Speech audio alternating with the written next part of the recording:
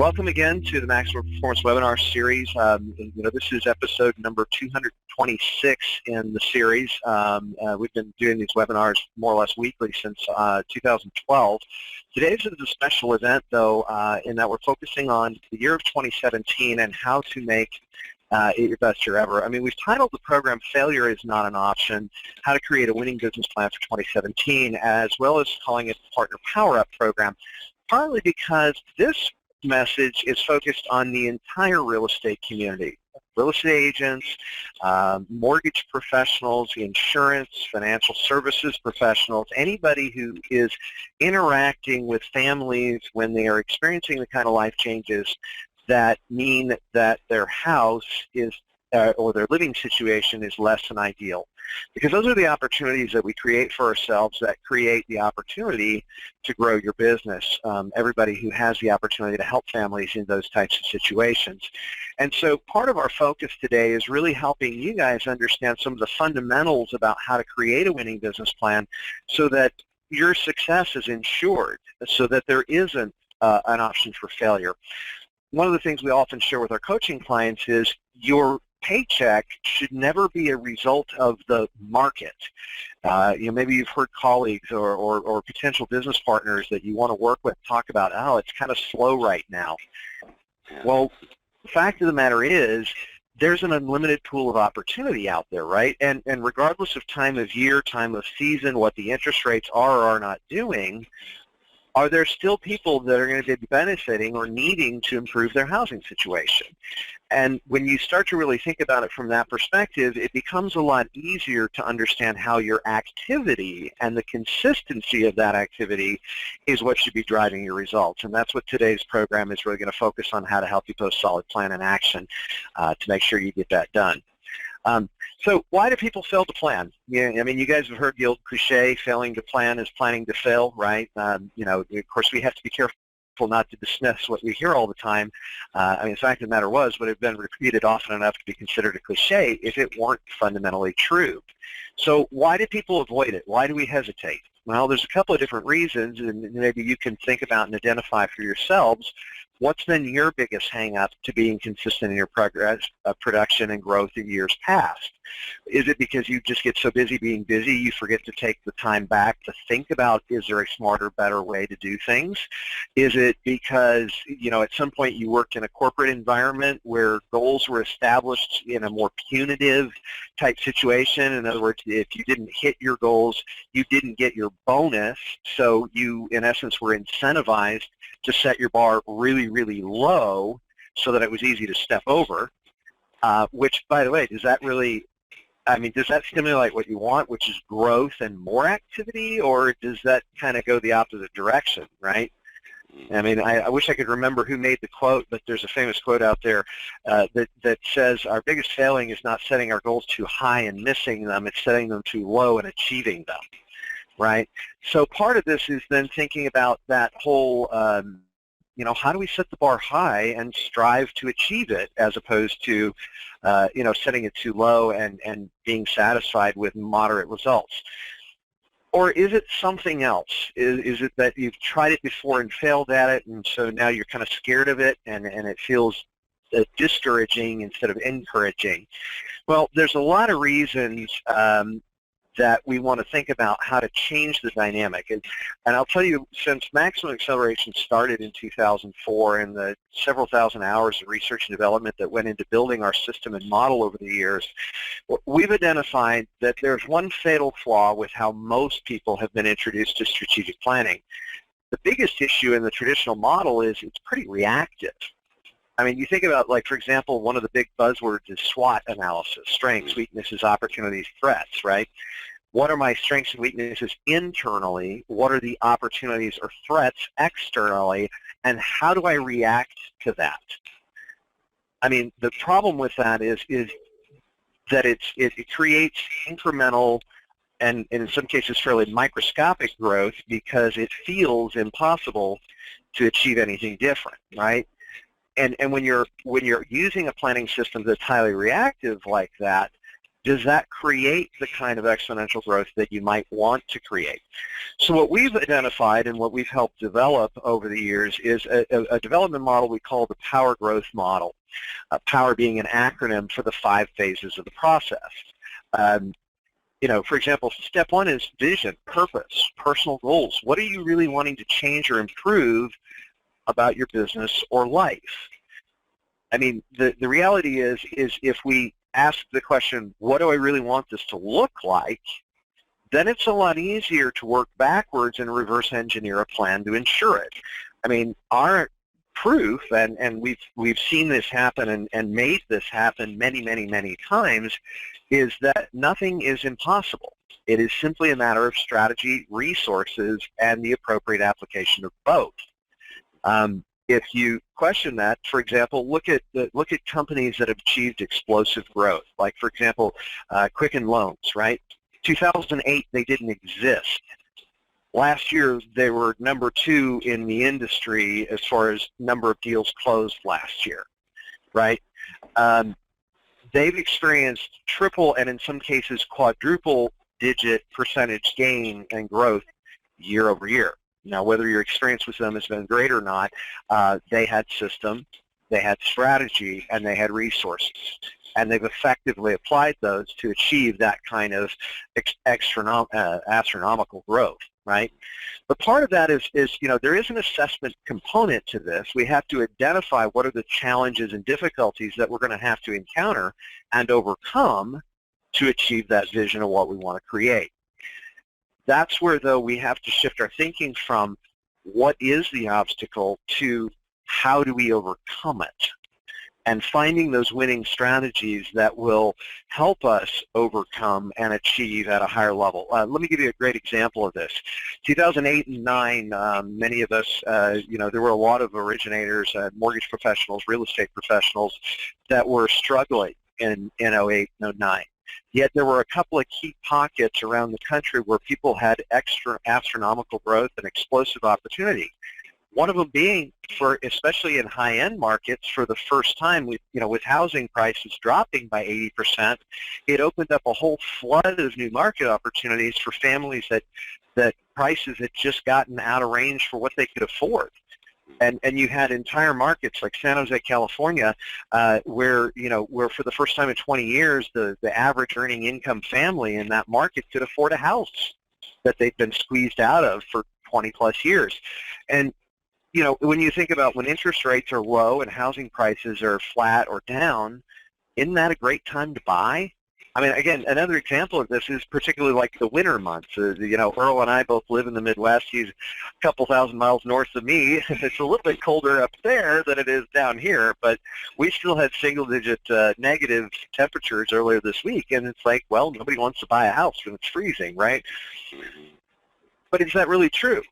I mean, whether the families are engaged in the buying process right now or not, is there still an opportunity? And if you think about it from the buyer's perspective, as far as what kind of pricing and cost is involved, is it a better time to buy in the summer or in the winter? I mean, if you think about it, winter is a pretty good time to buy a house because, one, you typically have more motivated sellers, which means you can possibly get a better deal, and 2, interest rates tend to be a little bit softer, plus there's less competition from a buyer perspective because there's fewer buyers out there searching for houses, right? So why aren't we reaching out and engaging people and getting them to think about why now's a great time to buy a house? They've already decided as a family that the house they're in doesn't meet their needs. All we have to do is help them understand how easy it is to take the next step and encourage them a little bit, and likely we can make some things happen for them as well as for ourselves. So that gets us into step 3 of the process, which is, okay, what are the steps we need to take? How do we engage this plan and make it happen? And what are the drill down things that we need to accomplish over the next 3, 6, 8, 12 weeks that get us talking to the families that we can help improve their housing situation? And of course, the 5th step is really more of the ongoing execution of that plan, making sure that we're learning from our experiences, repeating and refining how we're executing that strategy to continue to create better results. Because that's ultimately what it's really all about, right?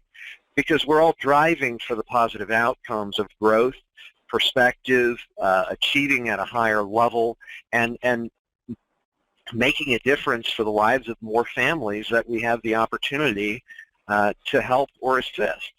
So let's get started with step one, and this is something I want to encourage all of you to do with us as we're going through this example.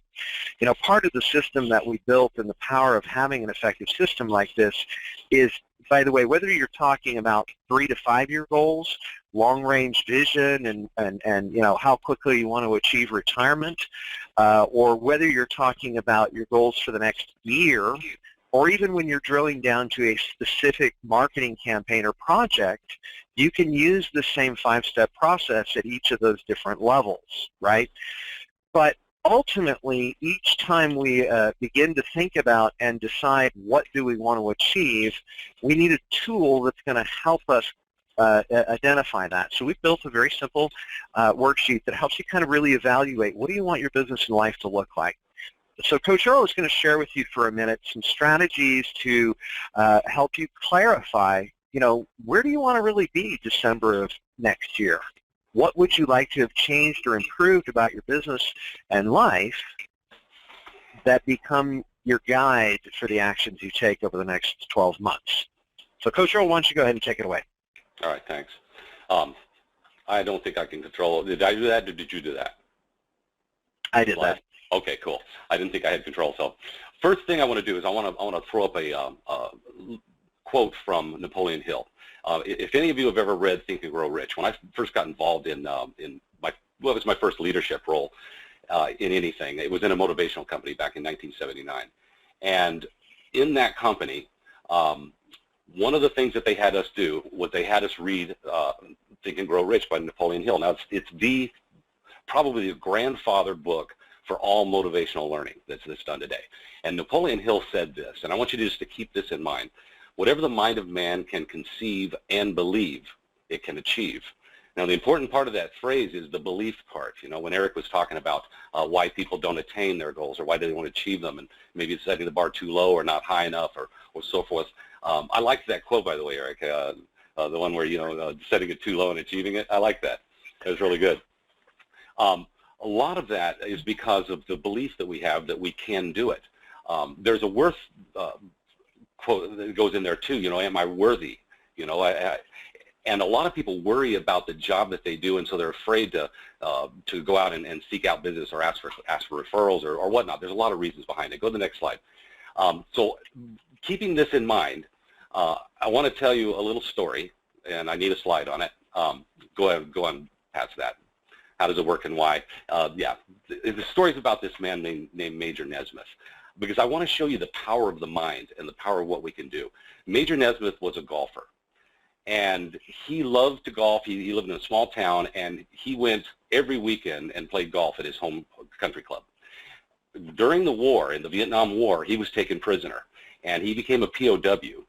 For 7 years, he was held captive. And 4 years of that, go to the next slide, he was held in a small cage, this small bamboo cage that looked very much like this, for 4 years. Now, Major Nesmith knew that he was going to go absolutely crazy and out of his mind. I know I'm highly claustrophobic. I would never last a day. I wouldn't last an hour in that cage. But he knew that he was going to go crazy if he didn't find some way to occupy his mind. So what he decided to do was he decided to play a round of golf every day. Every day, he suited up, he went into the locker room, put on his golf shoes, he polished his clubs, he went out and hit a bucket of balls, went to the first tee, and he walked every hole. Every day in his mind, he played an entire round of golf. It took him just as long to play it as if he were actually on the course. Without fail, he did this every day. Now, the only difference was, in his mind, every shot was perfect. You see, the unconscious mind doesn't know the difference between reality and imagination. The fascinating part about this story is when Major Nesmith came back home, when he was released after the war, he came back home, he got healthy enough that he wanted to go out and shoot a round of golf. He did, and he shaved 4 strokes off of his best game ever. Now, what was the difference? He hadn't played for 7 years. The difference was the belief he had. The unconscious mind doesn't know the difference between reality and imagination. When you start to create in your mind then behaviors start following. Go to the next slide. Okay, so think about this. What are your highest priorities and goals? What is your vision? Why is it important to have a vision? Why is it even important to even create this in our mind? And it's all about belief. You know, we all have a certain amount of potential, and we can see potential, but it depends on how much we believe in that potential as to how much action we put towards it. But the more action that we put towards any potential, then the more better results we get. The better results we get, the more belief we have in that. And so thinking about that circle, that cycle, what are your highest priority goals? What is your vision in life? Well, go and click this week. What's your vision this month? What's your vision this year? You know, where do you want to be? Where do you want to go? Have you sat down and really thought about it? Because what most people do is they just kind of go through life reactively. And do we have any other slides on this, or are we ready to go into? Okay.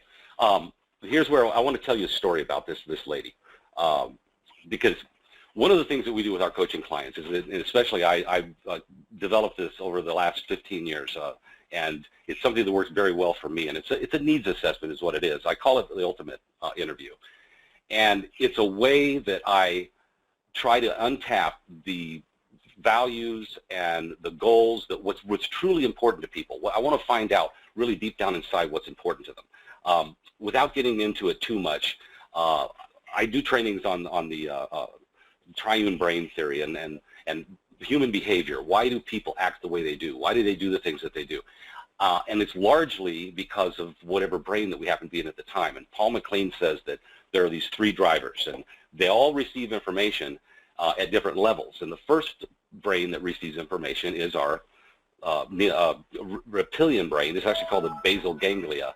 But the reptilian brain is what keeps us safe. It's where we have the fight, flight, and freeze response. So getting beyond that brain, the next one is the limbic system. And the limbic system is where we hold our values.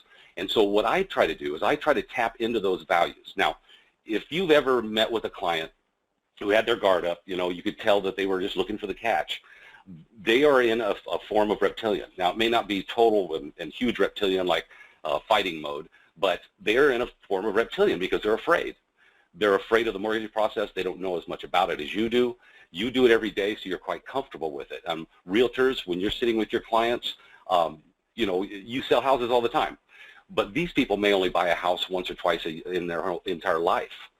And so they don't know the process. They've heard about the ugly stories about the crash of 2008. They know, maybe they've even experienced it. So our industry has lost a lot of trust in that area. So how do we get back to that person and build that trust? Well, I do it by connecting with them emotionally, and that's in that limbic system part of our brain.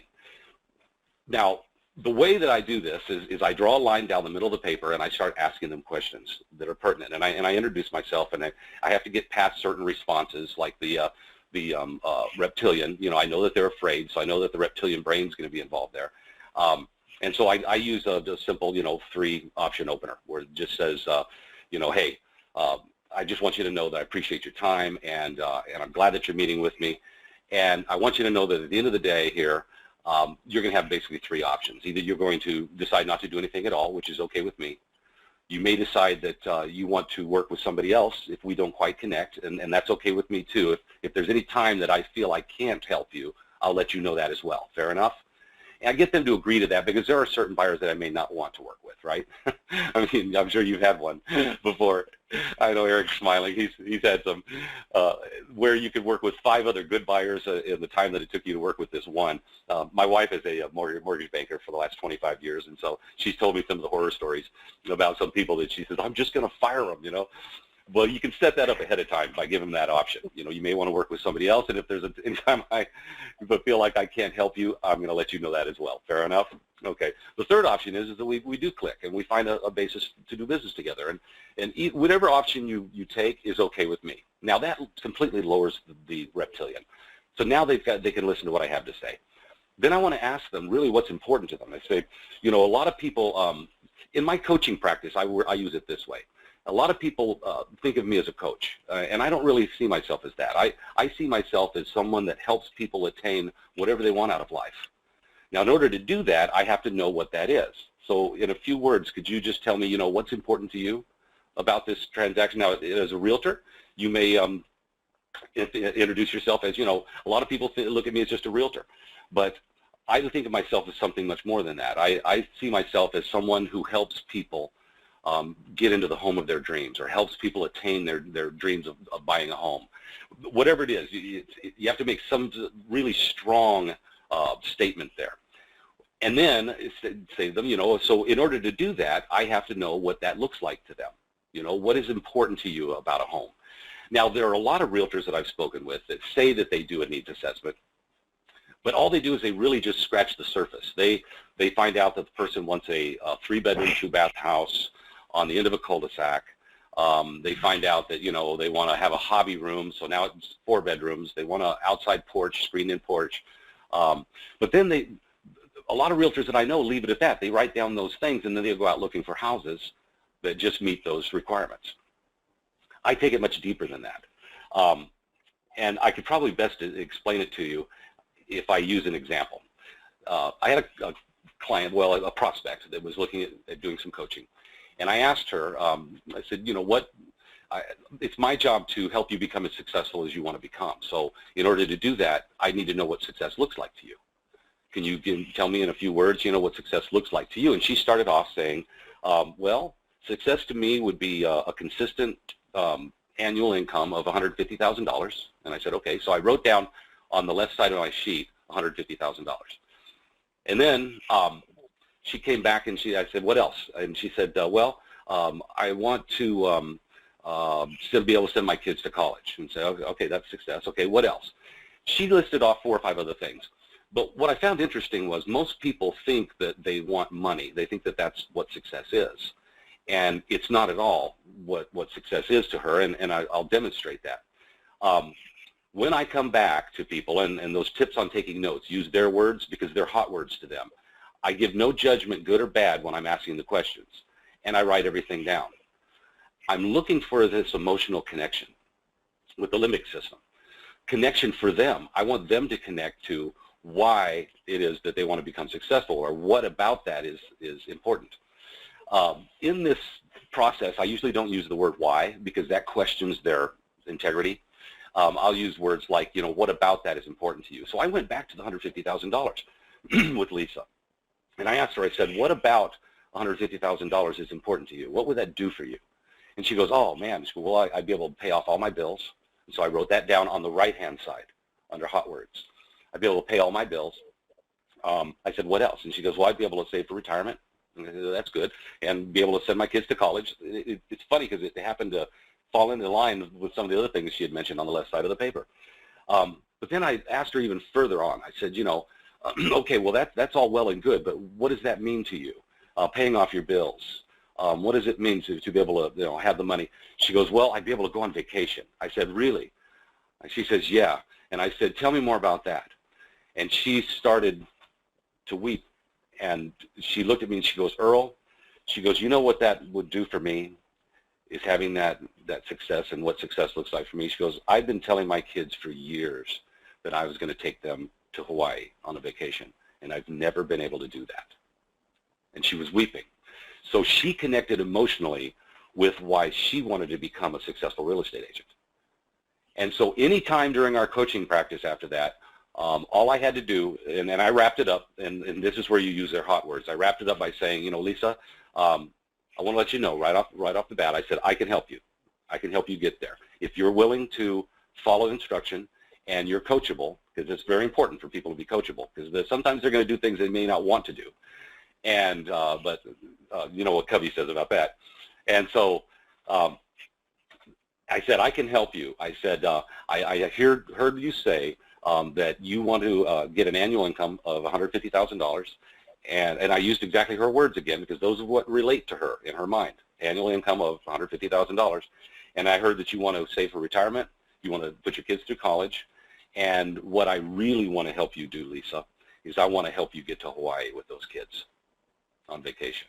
And she just wept. I mean, it was really, really emotional for her. And that's what made the connection for Lisa. And anytime during our coaching after that, when I maybe had a little bit of trouble getting her to do her homework, It was just a matter of redirecting her back to what was important to her. Lisa, we've got to get those kids to Hawaii, right? Okay, then I need you to do this. And she did, and she did get her kids to Hawaii, by the way. So anyway, just a little story about that. Awesome, awesome. So guys, here's what I want you to do at this point, okay? Coach Earl walks you through how to kind of go through that evaluation process. Now, again, you guys can use this in a customer situation where you're trying to identify what their primary goals are from a sales perspective. But from a business planning context and perspective, I want you guys to reflect on what are the things that are really, really important to you. Where do you want to be? I mean, imagine let's fast forward to December of 2017. Okay, we're sitting back looking at the year we've had and deciding what that looks like for you. What has to change or improve about your business, your life? What are those personal reasons that are going to keep you motivated and get you excited about pushing through the discomfort and the potential fear or anxiety that might come up in trying to really push your business to the next level? Because if you really want to grow substantially, it's kind of like going to the gym, right? I mean, if you want to lose 20 pounds, there's only two ways to do it. One is eat less and be consistent with it, or exercise more, right, and be consistent with it. You're not going to get the results that you want unless you put in the effort necessary to achieve the results. Does that make sense? So what I want you really guys to zero in on and get some concrete clarity on right now is, what are those things that are so important to you? Just like Lisa and taking her kids to Hawaii. The thing that would get you up and push you to that next level and make that next call so that you're able to create the life that you want for yourself. Right, and don't be afraid to dig really deep. Don't be afraid to dig really deep on this, too. It's not just about making $250,000 a year. It's not just about that. Dig really deep and find out, because this connection is for you. It's to you, it's connected to your limbic system. And it's just like what Napoleon Hill said, whatever the mind of man can conceive and believe, it can achieve. So it's a matter of connecting with that emotional center in your brain, that limbic system, and connecting what truly is important. It's not just the money. It's what the money can do for you. And what does that mean to you? And so dig really deep and keep asking over and over again. If I say I want to make $250,000 a year, well, what would that do for me? Oh, man, it could pay off all my bills. What does that mean? Well, I wouldn't have any stress of bills hanging over my head. Or, what does that look like? No stress. All of a sudden now you start saying, oh, wow, it'd be wonderful, no stress. Oh, my gosh, it'd be amazing. I would be much more relaxed. So being relaxed is important to you? Yes, being relaxed is important. Dig really deep. Have this conversation with yourself and dig really deep. If you're married, have this conversation with your spouse, and find out what's important to her. But dig really deep. Keep asking, drilling down each answer, drill down each answer until you find that emotional connection, because you will. Absolutely.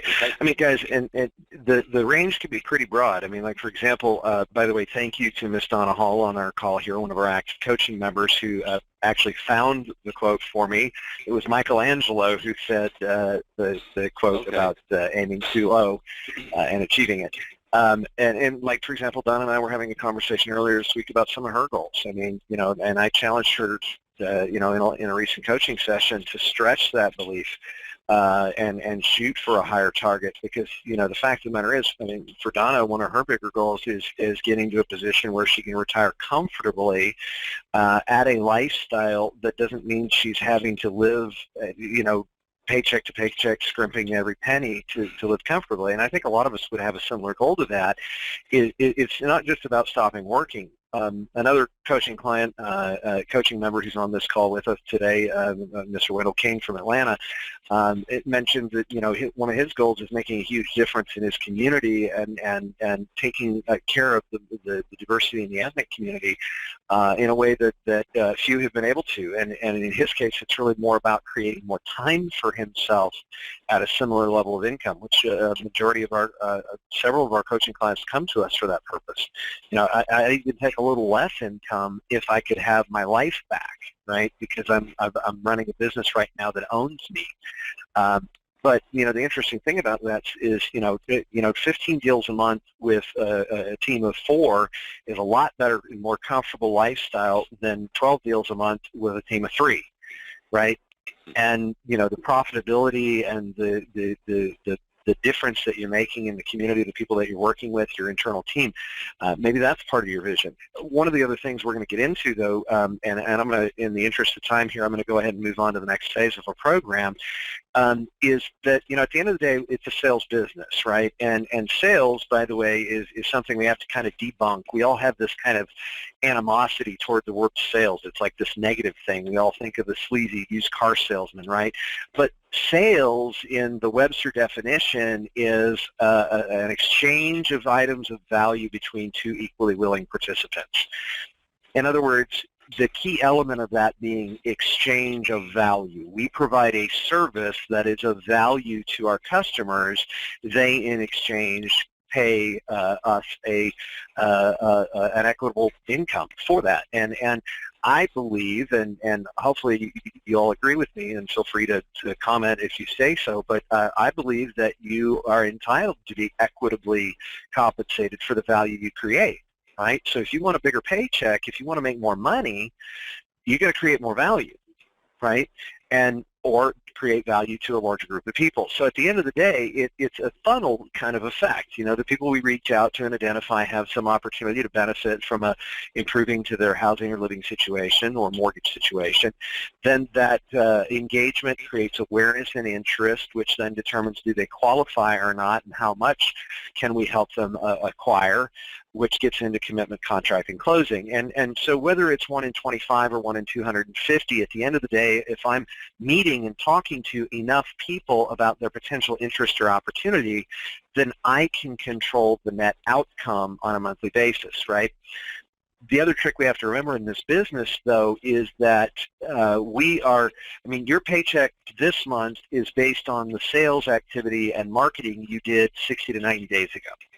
And what you do today is going to determine your paycheck for February and March, right? Because it's the customer we talk to today that turns into the contract in January, that turns into the February closing and the March paycheck, right? So we've got to be focusing on controlling the front end of that, where we may not necessarily be able to control the back end.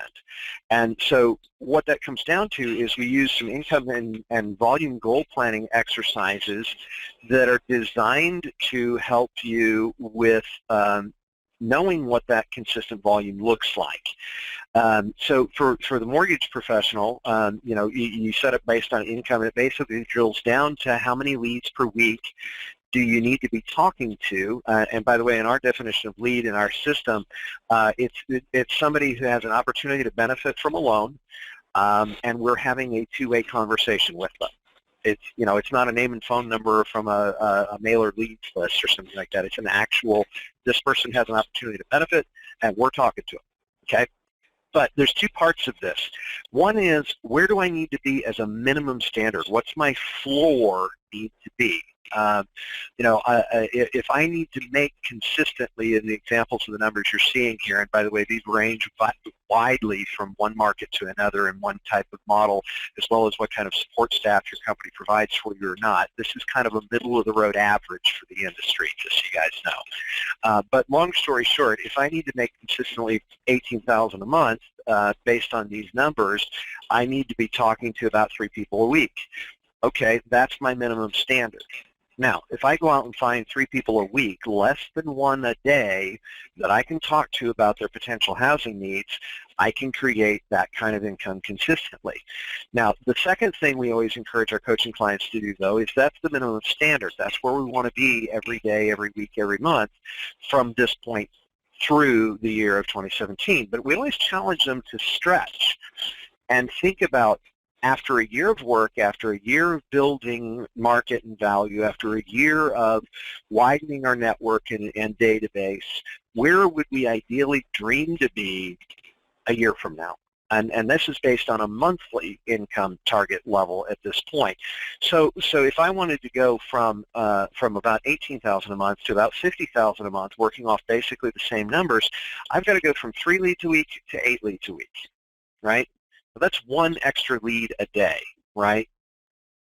I mean, think about it. I mean, if the region's big enough, the effort will come, right? So, like, for example, let's say one of my children had a serious medical issue and they needed an expensive surgery. The only way I was going to be able to come up with the money to cover that surgery was through my own work and efforts. There was no charitable, crowdfunding option available. So I just had to gut it up and make it happen. Would I do it to save my child? I absolutely would. And worst case, if I had to literally cold call people out of the phone book that had an apartment number on their address line, I could find one renter a day who might be interested in buying a house. I mean, how many would I have to talk to, right? 15, 20 maybe, and by the time I reach out to and talk to 20 renters about their interest or desire to buy a house, I mean, how many hours would it take me to do that, right? I mean, I could probably call 20 people in a couple of hours, right? If that was my discipline, if that's what I really focused on, I could do it. Now, that may not necessarily be the easiest or snazziest or funnest way to do it, but at least I could do it from the perspective of I'm trying to make a difference. I'm trying to help those families who are literally, I mean, $1,000 a month in rent, that's $60,000 in 5 years going down a toilet they're never going to own. And when you think about how expensive that is and how much value is being lost by that family, and probably it's a less than ideal living situation for the family as well, because they got, a landlord ruling their life about what they can or can't do with the property as well, which is, I mean, why do people buy houses, right? Why do people go through this experience and pain of, living out of a cardboard box for 6 months and having their entire life on hold while they're trying to make that move or transition? Well, it's because the house they're in isn't meeting their needs, right? Life changes, and the people that are out there that are in a living situation that no longer meets the needs of their family, and the pain of staying in the home they're in is greater than the pain of moving, well, those families are going to want to move. So it's how we engage and how we communicate. And a little bit later in the program, I'll talk a little bit about how we can reduce that desire, like, for example, working with business partners who can introduce us to families who are experiencing those types of life changes and events. Then, if I had 8 business partners I was working with who could refer me one good lead a week, well, then this is done. I mean, it's accounted for. If I develop over the next 12 months 15 or 16 business partners that could introduce me to a lead every other week, 2 leads a month, right, that they could introduce me to, we can work together with those families to make a bigger difference. And the scalability of it, when you break down the numbers, is pretty strong. So for whether you're a realtor on this call or whether you're a mortgage professional on this call, we've got tools and resources that we're going to be forwarding out to you by the end of the week that'll help you run your numbers. Now, with realtors, I highly recommend that you guys actually do 2 sets of this spreadsheet. Do a file save as. Do one that's your minimum, this is where I need to be every month all year long goal. And then the second one you do as your stretch goal. Where would you love or dream to be by the end of the year? And when you start thinking about how to create that goal and what those numbers really look like, what you'll find is a little bit of effort applied consistently can create astronomical growth. I was running some quick numbers earlier this morning and came up with this idea. I mean, if you think about just one good contact a day, one good conversation a day, consistently as a realtor, right? Talking to one family about their housing needs and whether they would like to change or improve them. If I talk to just one family a day, that's 5 a week, that's 20 a month, plus or minus. And if I talk to just 20 people a month, what's the likelihood that I'm not going to generate at least 2 or 3 additional deals a month going forward with just one good contact a day? I mean, think about how profound that is. I mean, what would an extra 2 or 3 deals a month for 12 months look like at the end of the year, as far as the kind of lifestyle you've created for yourself, as kind of the difference you've made in the community and in the lives of those families? How much more resource would that give you to do other things that have nothing to do with business, like maybe having more time and more money to contribute to a favorite charity or an important cause that you care about, and the contribution that you can make as a result of that? But we got to know what our numbers are, and we've got to focus on them and build them and track them consistently. So that's step 2 in the process is, what's the target? What's the volume of activity that has to be there to achieve what I want to achieve. Now, the second phase in the process is identifying what are the obstacles or challenges. And by the way, there's an action guide that we're going to provide to you as part of the follow-up to today's webinar. We're going to send you resources that you're going to be able to download that have these worksheets in them. But what you want to begin to do then is, okay, you've got your vision, you've got your income target and goals, and you know what your numbers need to be from a lead generation perspective. Now, what are the obstacles or challenges that are in the way of you achieving that goal? One of the bigger obstacles may be, where do I find people who need a bigger or better house, right? Well, we're going to talk a little bit more about that here in just a minute as far as where you find those leads, but that's where we, once you've identified what the challenges or obstacles are, you want to very quickly shift over to, okay, how do we fix those problems? Like, for example, if my biggest obstacle is I don't know where to find people who could change or improve their living situation. Well, back up one step and think about what causes people to need to change or improve their living situation. Well, usually, isn't it related to life events, right? The idea of the family that's outgrown their home. Well, of course, you've got the renters that want to stop throwing their money away on rent and want to actually start building equity for their family's future. You've got the couple that, for example, dual income, no kids, newlywed couple that bought an entry-level home, starter home, and now 5-8 years later, they've got 2 or 3 children living in a 3-bedroom, 2-bath starter home, or a 2-bed or a studio condo or something like that, right? It just the house doesn't fit the needs of the family any longer, right? Another great example is empty nesters. They're still living in the house that they raised their 3 kids in. The kids are grown and gone and on in their own families, and they really would love to travel more. They really would love to not have to hike up and down 3 flights of stairs every day, and maybe it's time for them to right size and move into something, a single, a ranch style single level home in a gated community on a golf course where they've got maintenance and security provided, so they can enjoy their sunset years and travel more without risks and fears of those kind of issues. And what it really comes down to is when it's finding opportunities, it's about finding people who need our help. And sometimes it can be a little bit like mining for gold. I mean, if you ever watched the show Gold Rush, think about it for a second, right? They've got to move literally thousands of tons of dirt to put it in this complicated system and wash plant that come down to sifting out the little nuggets that are worth thousands of dollars an ounce, right? Sometimes this business can feel that way, right? But what it really comes down to is, if I can find a need, I can find a lead or service opportunity, right? Because the reality is, and this is something we shifted gears on about 6-7 years ago, we stopped calling them referrals and we really started referring to them more as service opportunities, because that's what it's ultimately about, right? You go back to that sales idea and exchange of value, right? So there's a whole lot of families out there that are in a less than ideal living situation. There's a huge opportunity right now for families that have substantially more buying power than they probably even realize, yet they're not engaged, and we're not talking to them.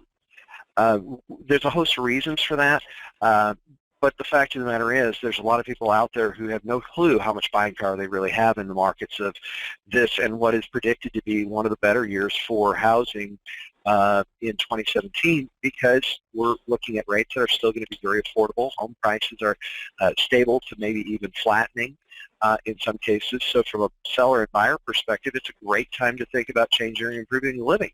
So how do we find those people? Well, Earl's a real expert in this kind of thing. I mean, served for many years with the Buy Referral Only organization, one of the few people in history that the founder and owner of that company had allowed to teach his content and material. So Coach Earl is going to share with you some basic, simple strategies you can use right now to start getting you in front of more people who have those needs. Okay. So, Mr. Earl? Well, yeah, the first thing I want to talk about is referrals. The company, if you're familiar with it, By Referral Only, that title meant that you did business by referral only. And actually, Joe actually came up with the idea from a dentist's office. that he went to, and you couldn't get in unless you were referred because he was too busy. I've seen people that follow some of these strategies that they basically don't have to market, they don't have to do anything, but what they do have to do is they have to know their database. They have to understand who in there is important to them, the most important to them.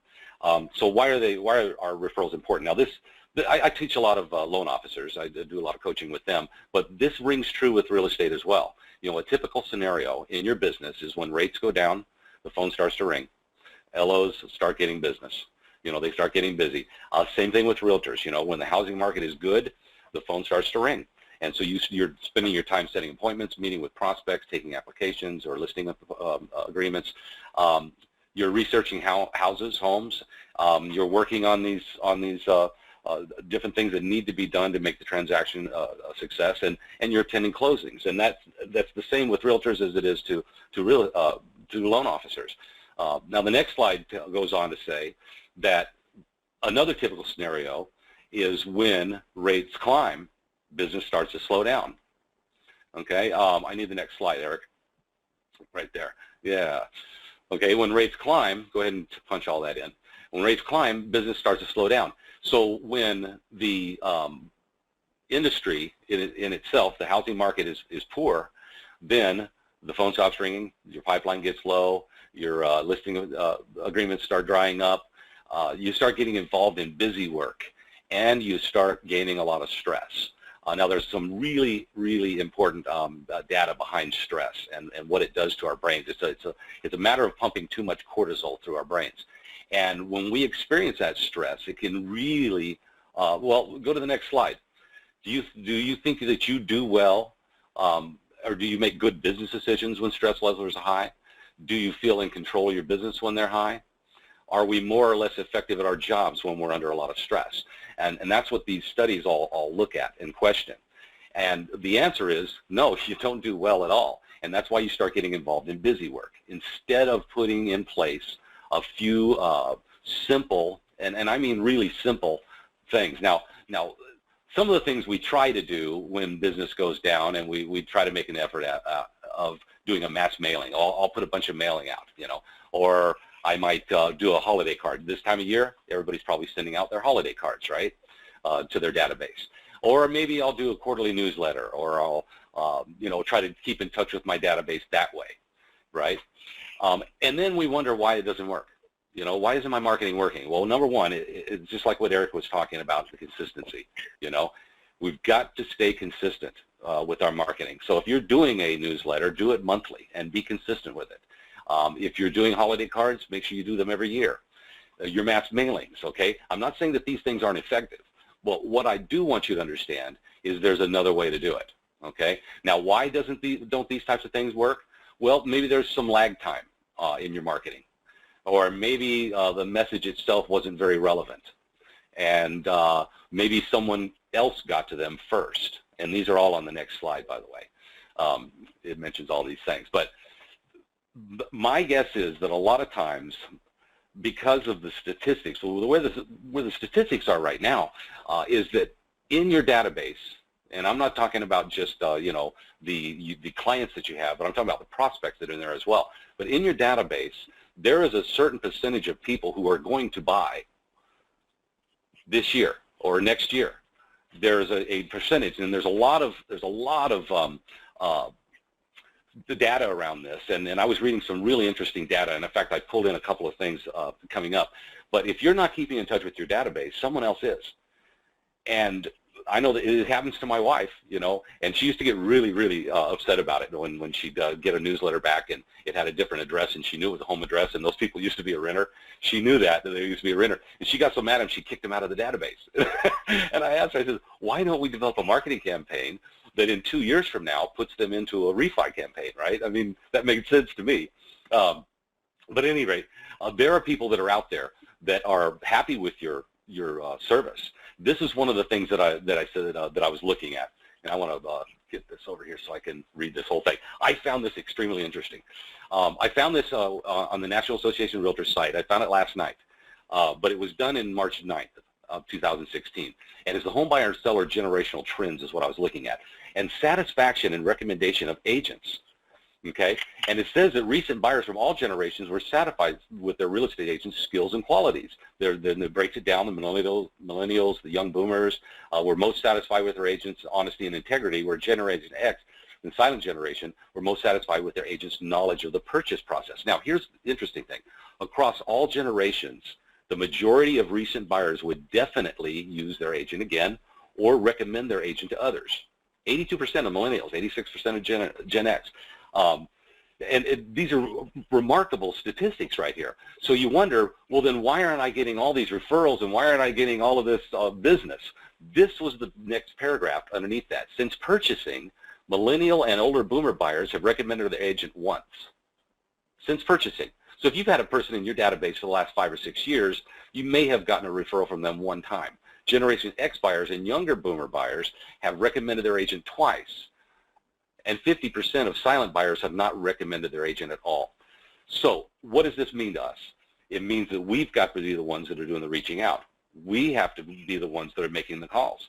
We've got to stay in touch with our database, and it's really simple to do. There's a gal, her name was Jackie, and she was, this is when I was working with Buy Referral Only, and we had developed a department within Buy Referral Only that we internally called the cancellation department. Basically what was happening, and what we noticed was that we were doing many events and we were getting coaching club clients, but they committed to the program for a year. And once that year was up, we had almost as many people that were not renewing their coaching membership as we did people that were coming on board. And upon some research, and I actually dove quite deeply into it and found out that the main reason that most of them weren't staying with it was overwhelm. They weren't using the system. They weren't doing they weren't committed to the coaching, okay? And so as a result, I was getting calls like, you know, I'm getting out of this, it's not doing any bit of good for me, you know. And I said, well, what part of it did you try? None of it. None of it's any good, and I'm not doing any of it. Okay, that's why it's no good. But what I found out was that a lot of the coaches were getting a little bit defensive when they'd say that. They'd say, well, that's why it's not working for you. And the accounting department was just saying, okay, and laying down and giving them the paperwork to go ahead and cancel their membership. Well, there's one gal that called me. It was 6 weeks prior to. And she had 6 weeks left in the program, and they get a letter that says, hey, we're going to renew your membership. She called me up. She says, I'm not going to renew. And I says, okay, why? And, you know, that's fine. You know, if that's what you want to do, that's fine. But, you know, give me some sense of why. That was the research I was doing, you know, what it is. And she goes, well, I just, you know, I'm just not getting anything out of it. I'm not doing anything with it. It's just not, I don't understand. I don't get it. So Buy Referral Only changed their whole process of doing things and created a before, during, and after, which is phenomenal. They do a really good job on that. But with Jackie, she was from Canada. What I told her was, I said, you know, I don't want you to leave the program without getting some value out of it. So why don't we do this? Why don't I work with you once a week for the next 6 weeks, and let's see if we can get you some business or at least get you some value out of the program. Maybe there's parts of it you don't understand. And I started coaching her. After the second week, I didn't hear from her again.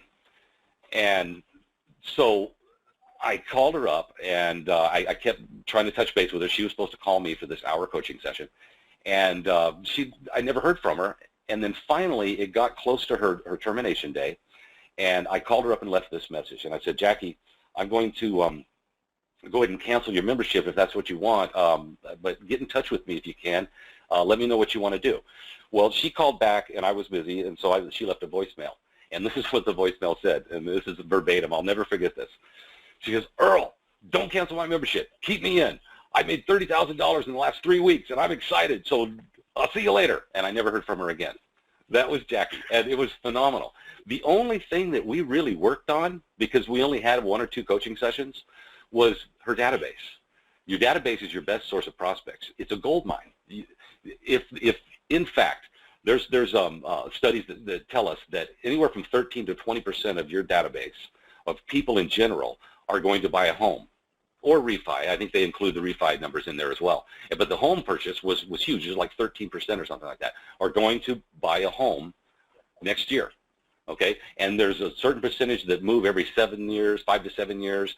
There are people in your database that are immediate deals for you. I mean, if you just knew to talk to them, what generally happens with people is they get in conversations with other people about the time that they're ready to think about buying a home. Yeah, the wife and I are thinking about moving. We want to kind of downsize. All the kids are out of the house, so we want to this is just too much house for us. We want to get a different house. And they start talking to other people, and then somebody else says, oh yeah, well, man, you should work with my realtor. And all of a sudden you're out of mind. They didn't think about you at that moment because they're just in general conversation. With loan officers, it's a matter of taking a phone call, getting a phone call and somebody saying, hey, you're in the market for, refinancing your home. There's some great interest rates out there. And all of a sudden people start acting because it is important to them. Okay. So what I'd like to see people do, and this is what I told Jackie to do, was in your database, Malcolm Gladwell wrote a book called The Tipping Point. And in there he talks about a top 150. That's the maximum amount of relationships that you can really manage on a personal level, okay? And they did this through studying primates all the way up to humans. And the book is also about other things, about company tipping points and so forth, when they have to expand in order to be able to manufacture more and things like that. But the relationship part of this book just really, it blew me away. Because it says that you can successfully manage about 12 personal relationships. That's friends and close family, okay? Close friends and family, I mean. And within your database, though, about the maximum is about 150. That means that I could be walking down the street and I run into someone, I recognize them, I know their name, I know what they do, I have somewhat of a personal relationship with them. There's about 150 people. Rita Casey is one of the top real estate agents for RE/MAX. Her database, when we were working with her by referral only, her database was only 250 people large. That was it. She works strictly by referral. But it's a matter of knowing how to treat those 150 people. Now, when I talk about your top 150, these are people that know, like, and trust you. And they were good deals. Now, you can have a really good relationship with someone who was a really tough deal, but I guarantee you, if you sleep with dogs, you're going to get fleas. They're going to refer you tough deals. Okay, so identify who your top 150 is. Who are the people that know, like, and trust me? And I know, like, and I trust them. They're good people. Start reaching out to those people. Call 20 a week until you make it through the 150. Now, the 150 is just a gauge. It's not a specific. If you have 500 people in your database, you might have a top 50, okay? Or you might have a top 100. I like to go kind of by the Pareto rule. 80% of your business is going to come, or 80% of your referrals or business is going to come from 20% of your database. Okay, so why are you marketing to your entire database the same way? Start treating that 20%, the people that treat you well, start treating them better. Okay, you're still going to offer 80 or 20% of your marketing efforts, 20% of your time, 20% of your efforts to your database of the other 80%. But this special 20% of your database, start finding ways to do special things for them. We have a realtor here in the Minneapolis area, the Schatz Group, that they have a annual picnic, and they bring in some really cool stuff. They bring in people to paint the kids' faces. They have gifts. I mean, everybody gets a ticket, everybody gets a name drawn, and everybody goes out and picks out a gift. All the kids, all the adults, doesn't matter who you are, you're going to get gifts. They have sponsors. My wife sponsors their event and gives away gift cards to Applebee's or to some other, like Chili's or some other Olive Garden or whatnot. And they sponsor these events, but this lunch is amazing. And she has hundreds of people show up to this thing. She does it every year. She had a yo-yo champion master come in and be the entertainment one year. She's had comedians. She's had all kinds of different entertainment. So it's a great idea. I know realtors that have bowling parties. And they invite to those bowling parties their top 150. I've seen realtors do movie events, where they have it sponsored and they give away gift baskets and so forth. And they invite their top 150, okay? They have barbecues in their backyard. They invite their top 150. Remember, these are people you know, like, and trust, okay? But they do special things for these people, but at the very least, keep in contact with them.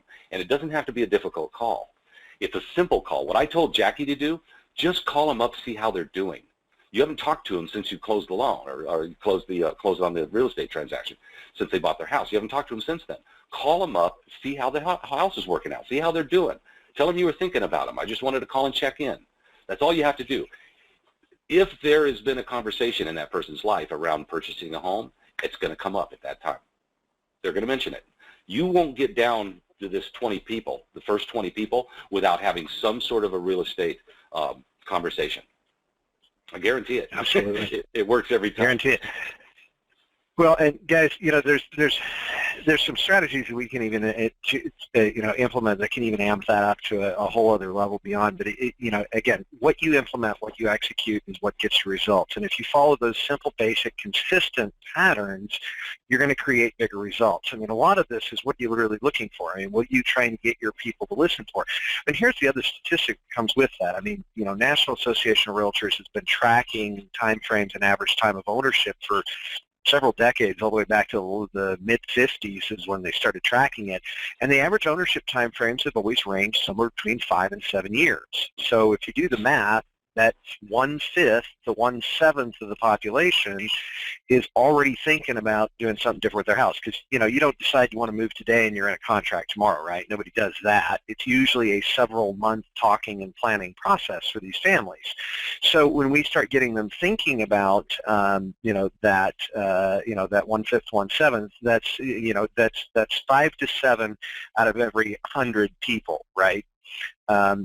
Actually, I take that back. It's 13 to 20%. So it's 13 to 20 people out of every 100 that are already at some point thinking about or talking about planning for that next move, right?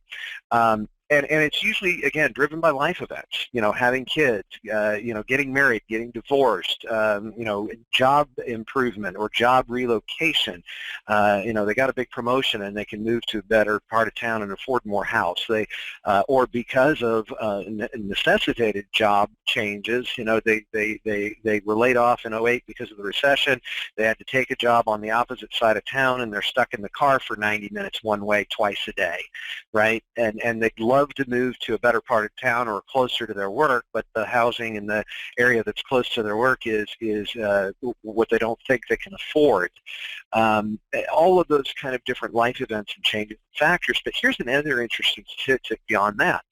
Sociologists have been studying for years and years and years how many people each of us individually know that are our core sphere of influence, our core group of connections, the people we go to church with, the people that we grew up with that are our best friends from high school or college, the people we see at work every day, the people that, when we stop at our Starbucks to get our morning coffee fix are the same 10 people we see every morning at 7:58 a.m. because we have to be at the office at 8, right?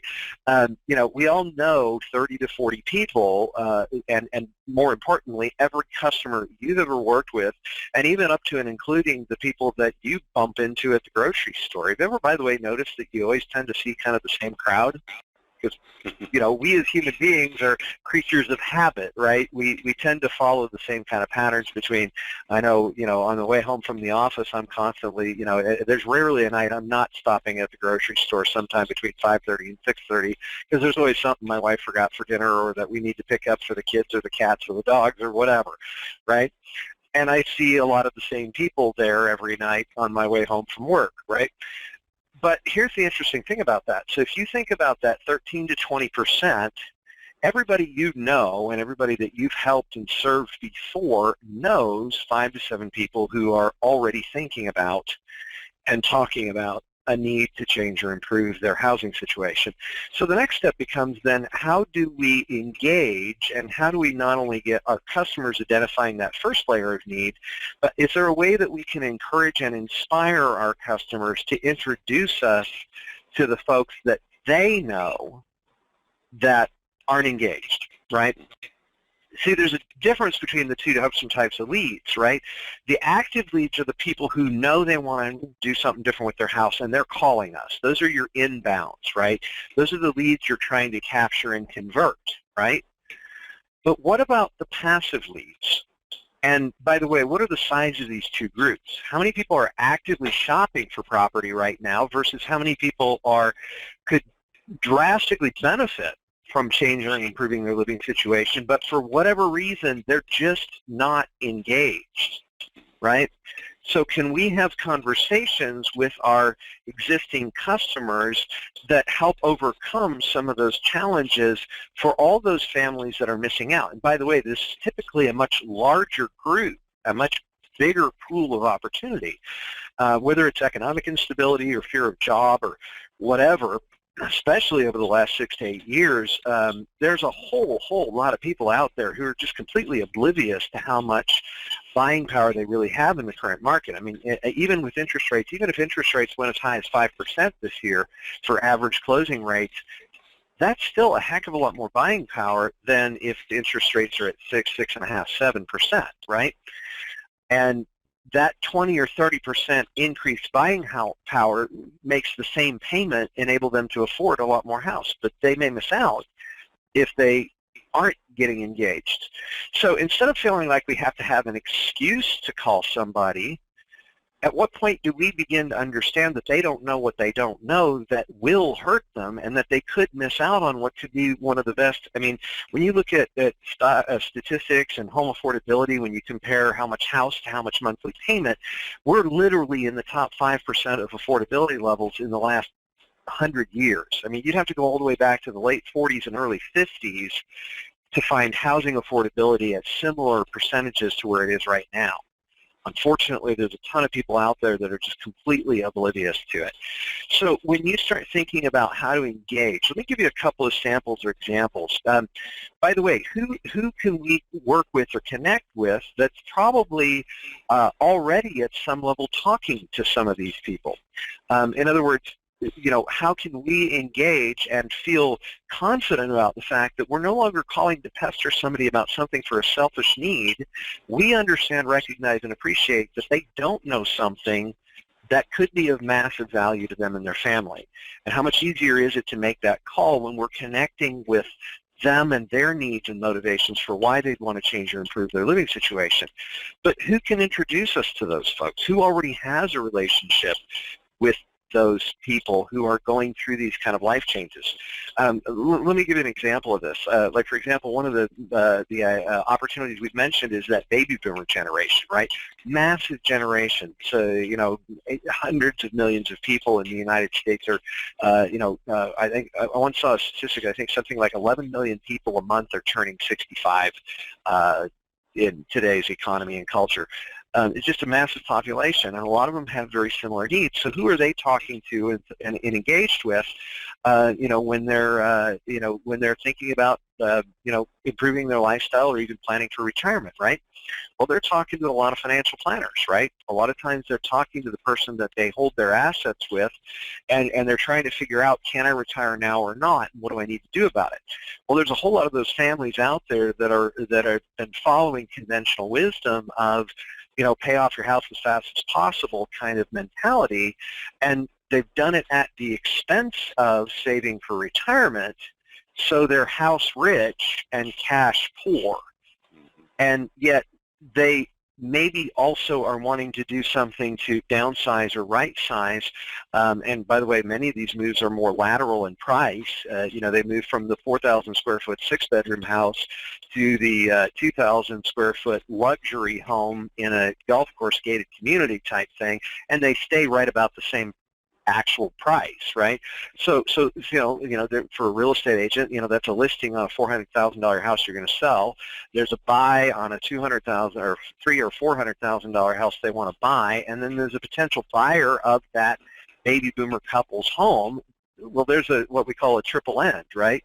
Getting 3 commissions out of basically one scenario or situation. And, those financial planners could introduce us to potentially dozens of families that are all in that same situation, and they'd love to be able to sell the home that's too big and hard to maintain and move into something more appropriate to their lifestyle, and at the same time, maybe even keep some of that cash liquid. By the way, there's another way of looking at this. If you use a unique mortgage product, a purchase money reverse mortgage, which means they don't have a mortgage payment, but they keep much more of the equity from that previous home liquid, which gives them a better retirement, better lifestyle, less time before they have to tap into their cash assets and their equities and securities, and therefore they can allow those to continue to grow in a compounding environment. Another great example of this is homeowners insurance agents, property casualty insurance agents who do home and auto, right? A perfect example of this is about 10 years ago, as an origination function, I was working with a realtor by the name of Kay. Kay had a unique situation in that Kay was brand new to the market. She was transferred into, her husband was active duty military, and she had 15 years of real estate experience, but she had no footprint in that local market, right? Kay and I were sitting down and brainstorming different ways of getting her some traction in the market and where she could make some connections that would help her build her listing portfolio and therefore build her sales volume.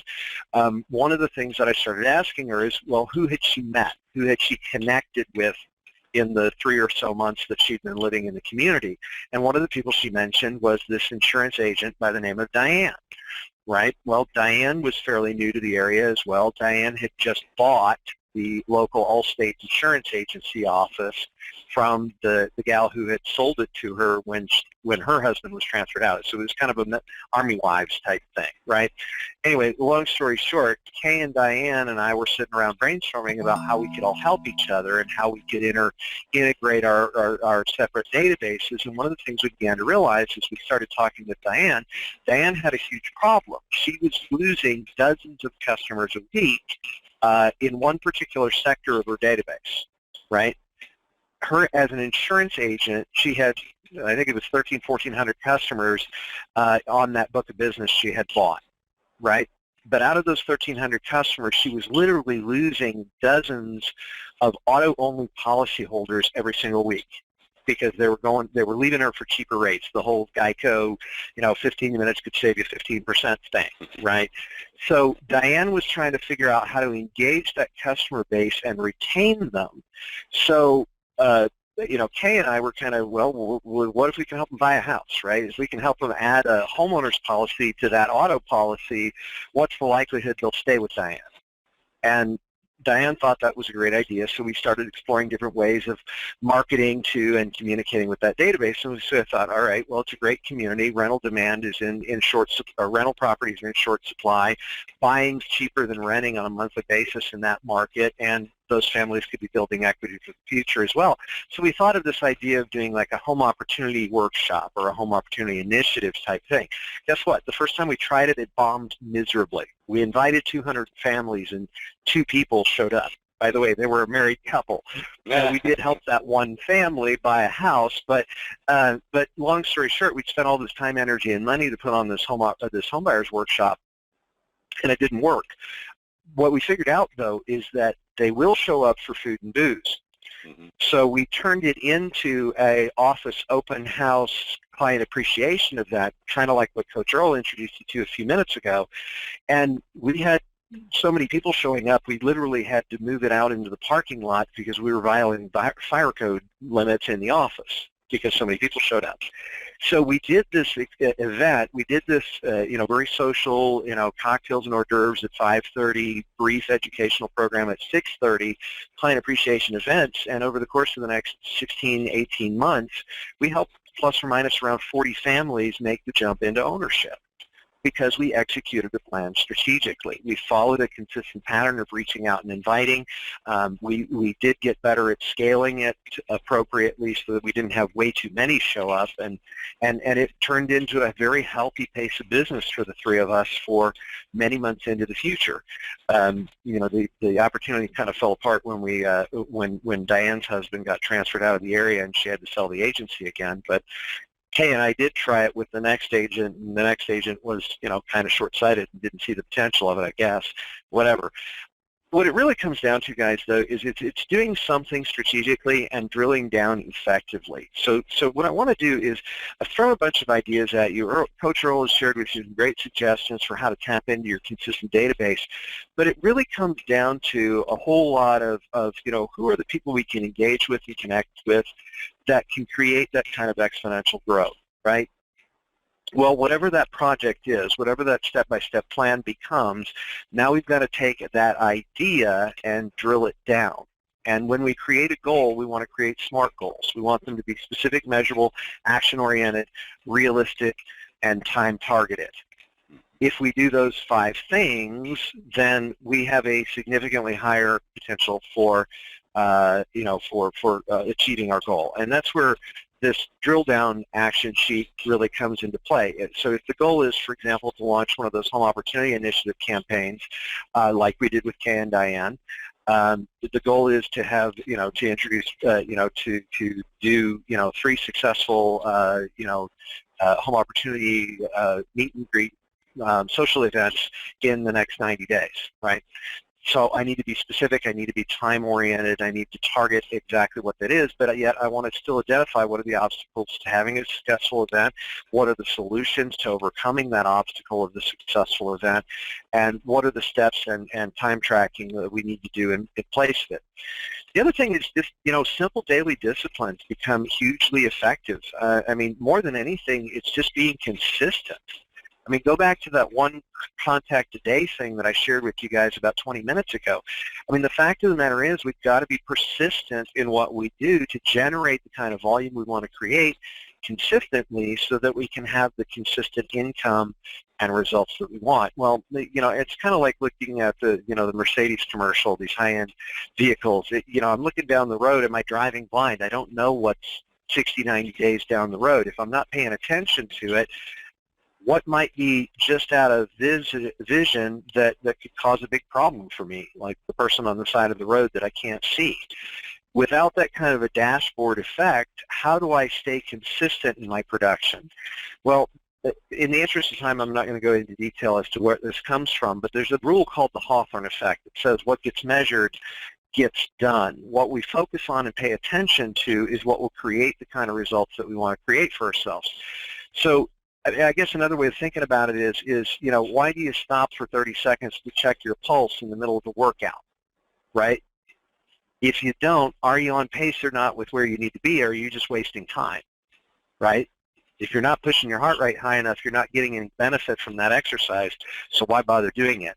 So how do you check your pulse in this business? Well, it's about consistent lead tracking. It's about consistently identifying how many people do I need to be talking to every week, how many calls do I need to be making to make sure I'm connecting with that volume of people, and am I or am I not on pace? And we've not yet found anything that helps you create that habit of consistent prospecting than an actual physical printed worksheet that I print out every Monday, and I jot down every lead I talk to throughout the course of the week.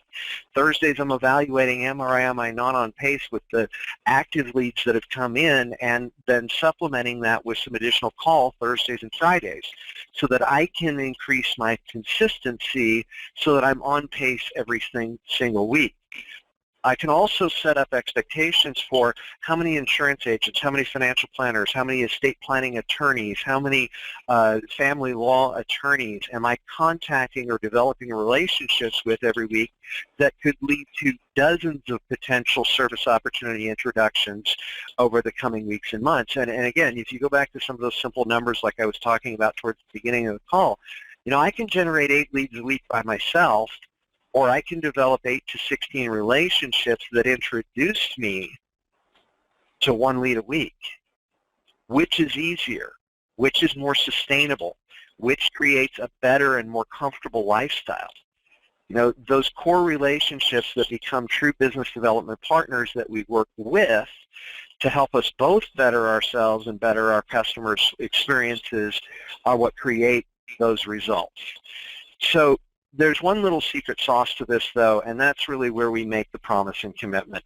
Let me zip through this really, really quickly, and then I want to get to the Q&A because I'm sure there's a bunch of questions you all have that you want us to address for you. But in 1998, there was a study done by Brigham Young University, and what it basically was about what does it take to turn ideas into action. And they figured out there's 4 basic things, right? And you guys can read the slide for yourself. But basically, if you set a goal, you put a target date for completing the goal, you map out the steps it's going to take to complete the goal, and you share that action plan with somebody and ask them to check in with you regularly as you implement that goal, you have a 95% chance of following through and completing that goal. So it's really about accountability. It's about creating that accountability relationship. I mean, think about it from this perspective. What do these guys all have in common? You know, your Wayne Gretzky's, your Tom Brady's, your Michael Jordans of the world. Well, they all had somebody who cared as much about their own success, and in some cases more so than they did, that challenged them and kept consistent reinforcement with them to be a resource and an asset in helping them get more consistent. So when you start thinking about your own life and what you want to create for yourself over the next 12 months, I really want to strongly encourage you to find somebody who has these 4 characteristics, right? One, somebody who has credible knowledge of how to make a difference in your market, somebody who can give you that perspective, somebody who's not in the day-to-day here and now of it, who can help you look at things from that higher altitude perspective to help you make strategic changes that are going to create benefit and result for you. And somebody that's reliable, somebody who's not, you know, flaky or fly-by-night or disorganized and scattered, who never shows up on time to anything kind of person. Somebody who's consistent and reliable, somebody that you can depend on when you ask them to do something, to call you at 10 o'clock, they call you at 10 o'clock, and you're not at 10:15 wondering what the heck happened to them, right, and trying to chase them down with no response. They need to be somebody who's that steady, dependable, reliable kind of characteristic and organization. But they also need to be somebody that you trust and respect enough that you're going to feel guilty if you don't keep your promise to them. So whether that is a colleague at your office, whether that is a business partner, like realtors and loan officers make great accountability partners for each other, whether that is a mentor, somebody who in your career or in your life is more successful than you and you want to follow their path, I encourage you to find that person who becomes that accountability partner for you. The reason for that, guys, is like you said, I mean, just, you know, think about it from this perspective. I call it the running buddy principle, right? You know, it's almost January, New Year's resolution time, right? So I decide I want to lose some weight and I'm going to start jogging to do it, right? Well, it's day 3, day 4, day 5. Maybe I've way overdid it the first couple of days, and it's cold and wet and nasty outside. How likely am I to hit the snooze button and never go jogging again? But how different would that be if at the New Year's Eve party, my neighbor and I decided we were going to do this jogging thing together. So it's, you know, day 6 or 7 of the program, and it's cold and ugly outside, and I really don't want to go jogging, but I know my buddy's going to be on my doorstep at 5:30. Likelihood is I'm going to get up and go because I made a promise to somebody that I trust and respect. So if you begin to implement those types of consistency of tracking and sharing action plans and collaborating with others, that you can become running buddies for each other and hold each other accountable to following through on these action items and commitments, that's what's going to sustain that growth and progress throughout the entire year. That's going to get you from where you are now volume-wise to where you want to be a year from now on a volume and production basis. So with that being said, you know, I'm going to open it up for questions at this point, and guys, go ahead and feel free to pop them into the chat. I know this has been a little bit of a long program, but hopefully it's been very beneficial and valuable to you. So guys, go ahead and feel free to post those questions in the Q&A right now. Earl, if you can help me kind of scan through the Q&A log and make sure we're not missing any questions here as we go for the next few minutes. We can go from there. All right. One of the questions that popped in over here, somebody was asking Earl about the top 150. How do you identify who are really the top 150 versus everybody else? Okay, the top 150 are people that it was a good transaction. It went smoothly. You really liked the people. They liked you. You developed a decent relationship throughout the transaction, where you could talk to them easily, and they liked who you are, you liked who they are. There's a saying that says that people will do business again with you if they like what you did for them, but they will refer you to everyone they know if they like who you are. So it's about those people that you were real with and that you had a really good connection with. Okay, those are going to be a part of the top 150. All right. And like I said, it's the Pareto rule. It doesn't have to be 150 people. It could be 25. It could be 30 or 40. But I would encourage you to go out and just identify who those people are and just start touching base with them, see how they're doing. Awesome, awesome. All right. Another question that's popped in here is somebody was asking a little bit more about some of the partner development, cooperative marketing campaigns and how to do that. Guys, when you think about the different people who, the different professionals who interact with people when they are experiencing the kind of life changes that lead to housing changes, I could open up the phone book and there's a list of, 30, 40, 50 financial planning offices within 10 miles of my office, right?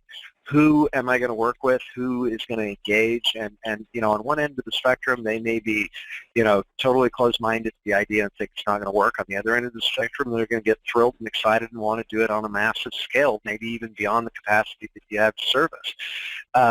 It's about filtering through and identifying, just like anything. If I go out and talk to 50 financial planners, 25 of them aren't going to return my phone call. Out of the 25 I talk to, probably, 5, 10 of them are going to think I'm an idiot and don't know what I'm talking about. And then, maybe 5 to 10 seem really interested, but they're kind of disorganized and scattered people, and they're going to fall off as we begin to start to talk and implement. But if I can find 1 or 2 who are ready to do something consistently to help them, help their customer base, and help them achieve their goals of what they want to achieve, then I'm going to be able to create the results that I want. And I don't necessarily care who, I care how many, right? Because if my focus and initiative is on helping families improve their living situation, then I want to do that at the highest possible scale I can, right? That's, people ask me all the time, what are your motivations and goals? It's why have I achieved the levels of success that I have? Well, it's because I really want to help people. That's what I care most about, is making a difference in the lives of the people in my community at the biggest scale I can physically figure out how to, right? All right, other questions coming through. Let's see. Thanks for the webinar. Need to run. Okay. All right. By the way, one other question that was asked is, what is this material available on replay or recording or whatever? And yes, absolutely. By the end of the week, we're going to be getting out an email that has a link to the recording, as well as a link to the tools and resources that we've introduced you to on today's program. So that you can, over the holidays, during that little bit of downtime, maybe take some time to step back, reflect, and create your action plans for 2017, like we've introduced you to today. And by the way, I encourage you to collaborate with other people in your community and maybe a great way to do this is pull a group of folks together and do maybe a little bit of a masterminding session. If you pull in a family law attorney, a wedding planner, a financial advisor, a property casualty insurance agent, and a realtor, and you have kind of a brainstorming session about what we can do in 2017 to make a bigger difference in the community. There's a lot of brain trust and value in doing that kind of thing. And I look at it as, I call it the Home Opportunity Initiative, where it's more of a community service project as much as anything, because there's literally dozens of families on every block that are in a less than ideal living situation that we have the ability to communicate. I almost get a little bit of a righteous indignation when I talk about it, because it's something I'm very passionate about. There's a whole lot of families out there that are completely oblivious to how much buying power they have, and they may be missing out on the biggest window of opportunity, and that window could slam shut pretty quick. How guilty do I feel if I haven't done everything in my power to help those people? And the market closes. It's a concern. It's a serious concern I have, and something I'm doing everything in my power to help it with in my local community as well. Yet again, one of the reasons we're doing today's webinar. All right, one other quick question somebody just posted. I'm going to address briefly. I don't want this to be a massive sales pitch, but somebody asked, what is maximum acceleration and what do we offer? So let me just give you a quick snapshot. We offer 3 different levels of service, from home study programs to group and on-site programming that we do on a customized basis, or one-on-one personal coaching and development coaching. If you're interested in finding out more about the services we offer here at Maximum Acceleration, you can go to our website and check out stuff on our shopping in our shopping cart as far as the home study programs, or talk to us about. But really, the best way we've found to help you understand the value of what we offer is to experience it. So we offer what we call a strategy session. It's a real one-on-one discovery planning and coaching session with one of our live coaches. Of course, there's only a handful of them available every week because our schedules are pretty full right now with our coaching load. So they are filled on a first come, first served basis. But long story short, you'll get a better perspective on one of your bigger challenges for growth. We'll talk about some action plans and commitments that you need to make to accomplishing those action plans. Of course, there's no cost or obligation for the service. It's just something we feel is the best way to help you grow your business and experience what coaching can do for you. So if you're interested in one of those strategy sessions, please just post the best phone number and email address for our team to contact you for scheduling. Go ahead and put that in the Q&A, and then we'll get in touch with you in the next couple of days to get you scheduled for that. Okay. Last thing I guess I want to share with all of you just before we hit the end of our time today is that obviously Earl and I have thrown a lot of information at you. Now what I want you to do before you answer that next phone call, before you take and start getting distracted by that next email, take 30 seconds to a minute to put some concrete action plans in place for yourself. Again, following that Brigham Young study, if you do those 4 things, you got a 95% chance of following through. So ask yourself these 4 quick questions. 1, what was the most valuable idea you want to implement right away? 2, what steps do you need to take to implement it? 3, what are your deadlines? By when do you want to have those steps completed? And 4, who are you going to share that action plan with and ask to hold you accountable and check in with you regularly as you execute that plan? If you do those 4 things, I guarantee you that failure won't be an option for you in 2017. In other words, you'll be able to ensure your success this and many years into the future, hopefully. So with that being said, we wish you all the greatest of success. Merry Christmas, Happy Hanukkah, the Kwanzaa, and Happy Holidays to all of you, whatever your persuasion may be in that perspective. Our goal here at Maximum Acceleration is getting you from where you are to where you want to be as fast as humanly possible. So to that end, we wish you all the greatest success, and hopefully you'll be able to chime in future events here on the webinar series. Otherwise, Coach Earl, any final thoughts you'd like to share with the group before we close out today? I just want to come back to that very first statement that I gave you was, whatever the mind of man can conceive and believe, it can achieve. Napoleon Hill. Go out and build your belief and build your business. Absolutely, guys. Well, thanks for joining us today, and if there's anything we can do to accelerate your growth, please don't hesitate to reach out and ask.